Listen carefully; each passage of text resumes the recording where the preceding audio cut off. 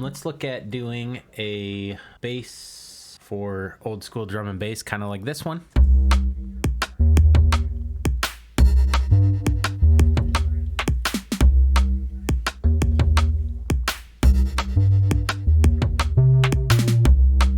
We are using Surge, which is a totally free plugin, and I'm in Reaper right now. I made a sequence in a plugin called Mega Baby, which just does the step sequencing for me.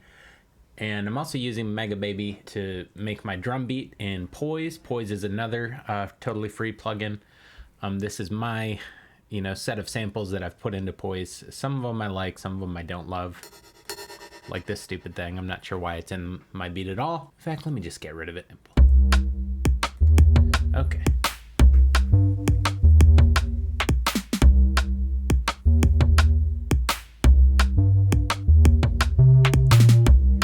There we go.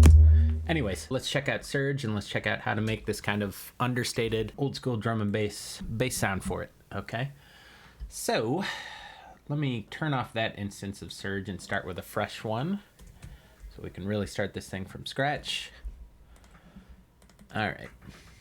So that's how it sounds with Surge's default tone, but we can get a heck of a lot closer to what we want in just a few clicks. First things first, we use this unison down here to make multiple voices. Okay. And that gives us a detune that will eventually end up sounding something like a chorus or some other sort of phase manipulating plugin. But it sounds nasty right now. So step 2 is to turn on our low pass filter. These low pass filters all have their own character to them. There's 3 of them here. Okay. That one's 24 dB per octave, and this one's a ladder low pass, which a lot of people really like. Okay. So next thing is I want to change this from a sawtooth into a square wave. So if I go to classic, so I click right here, go to classic, go to square, and there we go. And as you notice, there's a bit of a saw character to this square wave. It's not a perfect square, which actually has a very pleasant tone to it. I got to add my unison voice again. And look, we're already pretty dang close to being there. Next thing, so we want it to ring out a little bit. We want it to sort of ring out and slowly fade. So I'm going to turn up my release to something like 1.5 seconds. Nice. Now, I want the beginning of it to hit harder. If you go back and you listen to those old school D&B records, the beginning of the bass has a punch to it, and that punch is achieved by making the beginning of the bass a little bit louder than the other parts of the bass. There's other things they use. They'll maybe do a little bit of FM on the beginning of the bass that fades out really quickly. We can try that kind of stuff, but for now, let's just stick with this. So we need to make the beginning of it punchier, make it stick out by making it a little bit louder than the rest of it, and we just do that right here. So if you don't know your envelopes, the attack of a sound is how quickly it attacks at the beginning. That's already turned all the way down on here. Then we've got our decay, which is how quickly that initial attack decays down, mellows down. Now, if the sustain is all the way up, though, then that decay doesn't actually do anything. So we need to turn our sustain down to let the decay do its thing. And listen, if I turn this way down, you'll hear. Let me turn this whole track up so we can just hear it better.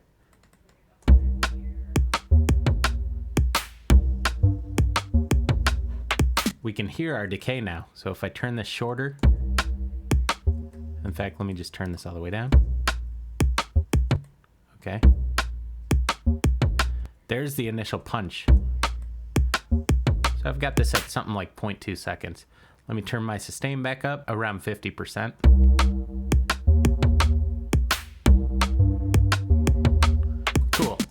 So next, when our notes start hitting faster, they're stepping over each other, and you typically don't want that with a bass line. You don't want them to ring out for so long that they step over each other.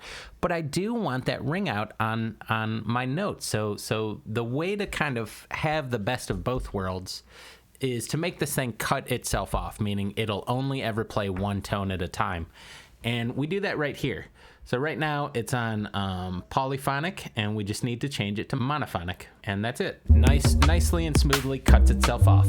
Now, this wave shape and distortion plugin, this is also helping to add punch to the beginning of our sound. There is an internal wave shaper on Surge, but I just wasn't getting it to play nice. So let's turn that on to begin with and play around with that for a second.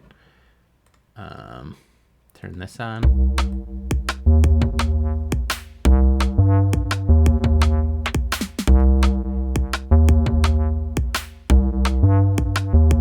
We can get some good results with it, but I quite like this one. It's currently sitting before my plugin. So let's move it to the end and listen to how that makes it a little bit more punchy.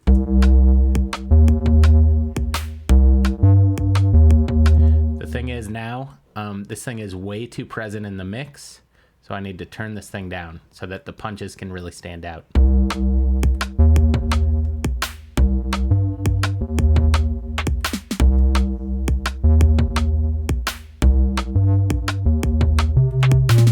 When we added a second unison voice to this, the detune by default is 15 cents, which is a little much. That's a little wide. I like it closer to 10 cents. So let's turn this down.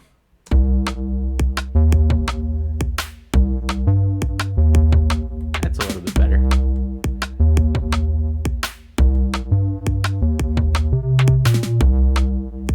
There we go. I found a sweet spot, which was right around 12 cents. Okay, 100 cents is a full step above. Okay, that sounds awful, but 12 cents is pretty much perfect. And on my original,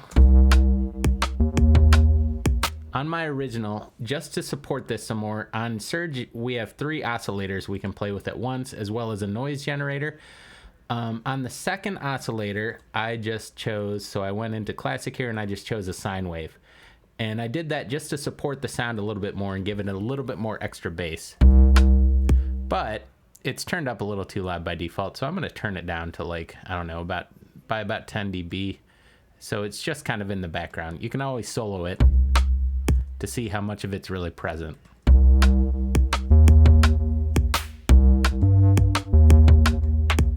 You know, if you want to make this thing a little bit fatter, and this isn't really the classic tone, but you can actually turn this sine wave down by an octave. So these are our octaves right here.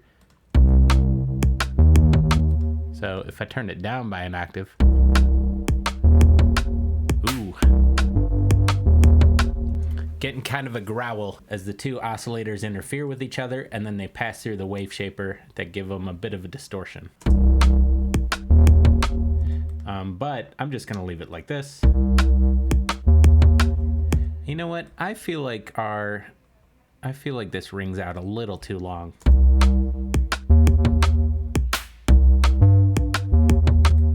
I'm gonna turn down my...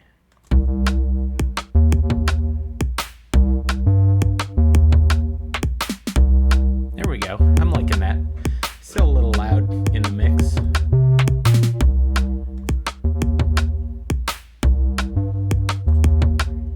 Now that we've got 2 oscillators going, we've got our plain sine going.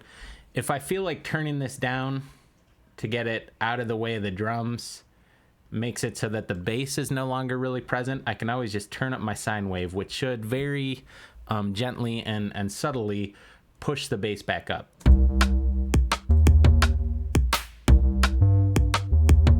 Let's compare it to the one I made to begin with.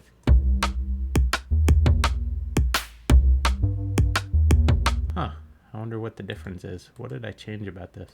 It's my cutoff. So I made my original a little bit more subtle by turning down the cutoff on my low pass filter. But we can totally try to do that again here.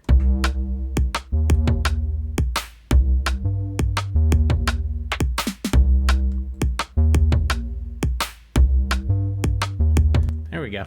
Anyways, I think we're done with this bass. By the way, another cool plugin for... I never saved a template for it, eh? That's lovely.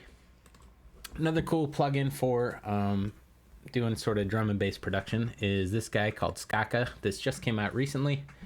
And this thing has all sorts of shakers and tambourines and stuff in it. And you trigger it with notes. So it's got the notes right here for triggering these patterns, and then you can create multiple patterns with different velocities very quickly. Unfortunately, it doesn't have like snare ghost notes or anything like that in it, but you can do a lot of very nice sounding stuff that really works well for drum and bass production. So let me trigger this thing very quickly to show you this. Whoops. Of course, got to put our Mega Baby where it belongs. There we go.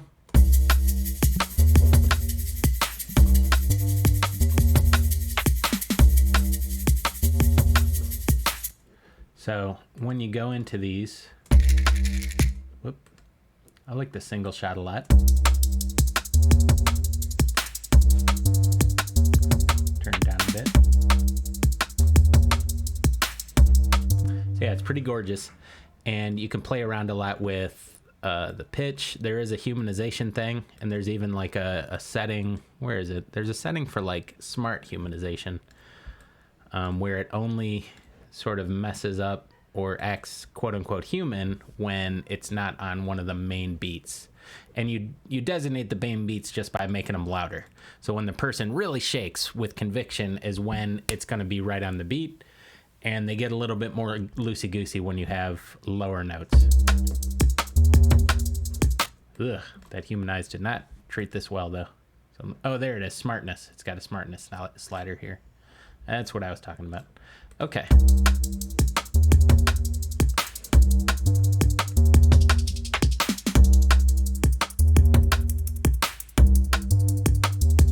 So yeah, this thing's very cool. It's got a shuffle. It reminds me of DJ Krust's Warhead song, right? So you can do that kind of thing too. Yeah, there you go. Man, I love that song.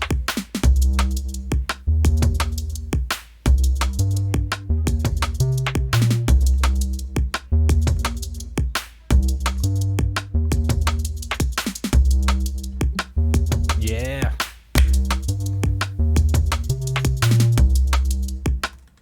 Anyways, we are off to some kind of a start.